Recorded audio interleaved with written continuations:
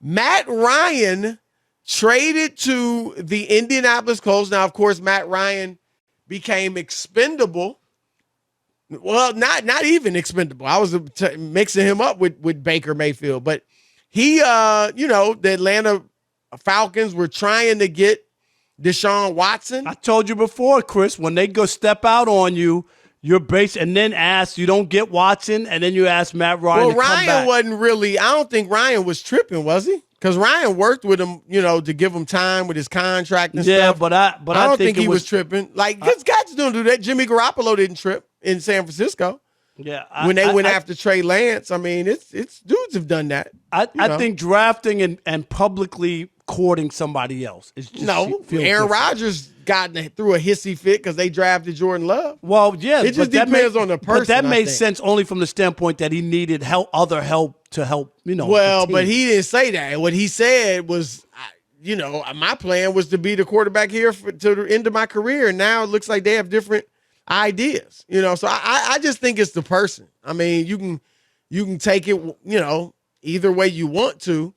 But, whatever the case, Matt Ryan has been traded after a long career with the Atlanta Falcons and has had a nice little career. Won an MVP and led them to a Super Bowl. And he will now join the Indianapolis Colts at age 37, Rob, or soon to be 37. So is that 6 quarterbacks in 6 years for the Colts? Is that what they are? I believe it might be 7. Rob G, what is it now? Yeah, 7 different opening day starters in the last 7 years. Oh, yeah. 7. Okay, I knew it was like 6 for 6. Okay. So let me ask you this, Rob, because obviously they could have gotten Baker Mayfield, who now he's the one who is expendable because the Browns obviously got Deshaun Watson. And Baker said he wanted to go to Indianapolis. Do you think the Colts made the right move? They picked the right guy. I think that I would have given Baker the shot only because he's younger. You know what Matt Ryan is. The last 3 or 4 years to me with Matt Ryan just haven't done anything for me. And he's older. I just think that what if you get Baker with that team or whatever, you could have a future with him where Matt Ryan, Chris, is nothing more than a stopgap measure. That's what he is, a stopgap. And I don't know if I were to guess who's had a playoff win in the last 5 years? I think it's Baker Mayfield, not Matt Ryan. I don't know. Rob G, can you look? I don't know when the last time the Falcons in the playoffs when they went to the Super Bowl. Was that it? No, it was the year after. Yeah. Oh, the year after, Chris. Yep. So it's been a while, and I know the Falcons are bad. Were bad, Chris, especially defensively. You remember all those games we watched where they gave up 1 million points. Remember the Cowboys came back on their defense and whatnot. I don't know. Matt Ryan doesn't move me at all. I got a flat line with Matt Ryan. That's me. I actually, look, I would have been fine with Baker going there. I actually thought that was the best landing spot for him. But I think Matt Ryan's better. And I think they are ready to win right now. We know they're ready to win right now. So I actually do like this move. I think they got the right guy. I'm not saying he's great, and he's not an ultra elite quarterback, and those are the ones that lead you to wins. He's a good quarterback. He's been great at times. We know he won the MVP in 2016, led them to the Super Bowl, and they almost won that. But he hadn't been terrible lately. I mean, 67% completions this year, 65% last year. Throws for over 4,000 yards just about every year. This year he fell about 30 yards short. So I think for a team that has designs on, not that many of us think they'll do it, but getting to the Super Bowl. I mean, they got arguably the best running back in the league in Jonathan Taylor. Great offensive line, very good defense, good coach. Only thing they really lack are receivers. They're okay, but not great receivers. But I think they got a good quarterback for the situation they're in. So I actually like this move by them to go get Matt Ryan. And, Frank Reich does a good job with quarterbacks. And so I actually think this is good for them. and this was a good move. Now, Rob, of course, the question becomes what happens to Baker Mayfield, because I thought the two best places for him to me were Indianapolis and New Orleans. And New Orleans is bringing back Jameis Winston.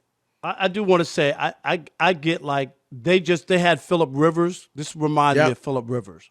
He was older though. Phillip was even older than Matt Ryan. How old was he? Phillip Rivers was like 40. Was he? Yeah. When he played, I think that's what this reminds me of. But go ahead about Baker. I'm just saying. Yeah, Rivers he's 40 now, so he was like 39. He was 39. Yeah. Ryan is 36, about to turn 37. So Baker, it seems like, Rob, the only teams out there remaining. Now, I'm going to say this. I think Pittsburgh should have took a chance on him. I like him better than Mitch Trubisky. I get it. Trubisky made a Pro Bowl, had one season that people liked. But I think Baker's got better, higher upside than Trubisky. Now, obviously, maybe the Browns wouldn't trade him to Pittsburgh, but I would have liked to have tried that. But outside of that, now you're looking at Seattle, which, I mean, the story on them was they're not ready to win, even with Russell Wilson. And I think Russell Wilson is one of the major reason they've been competitive the last several years, outside of this year. Just working his magic, and Baker can't work that type of magic. And you got Carolina. Golly, is anybody excited about going to Carolina? So I do not like the options out there for Baker Mayfield. He may have to take Seattle. He may have to take Carolina. Or maybe he'll just wait and somebody will get hurt, as they always do. I mean, I'm just saying, like, it's the nature of the business, and maybe there's not a job yet, or maybe the Steelers get a look at Mitch Trubisky and realize, that he's not that guy. Or the Giants wake up and understand that Danny Dimes isn't that guy, and you're not going to win anything. Like at some point, somebody could just take a look at one of those guys and just go, like, really? Like they're not, these guys that we have just aren't that good. Let's just face it. Well, I don't think a lot of people don't feel like Baker's that good. At least he has a playoff win. At least he won 11 games. I mean, Danny Dimes has nothing. I mean, I agree with that. There's nothing on his resume, Chris. That's what I'm talking about, a guy like that who has nothing. Well, Nick Wright on First Things First, my co-host, he believes that New York should go after him. And my thing is this, Rob, both of us having been New York City reporters.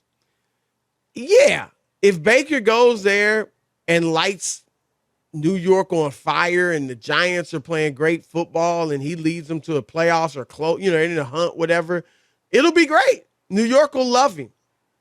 I don't think it would go that way. I think he would struggle. I think the team will struggle because it's not that good. And I don't think he's good enough to just put a team on his back.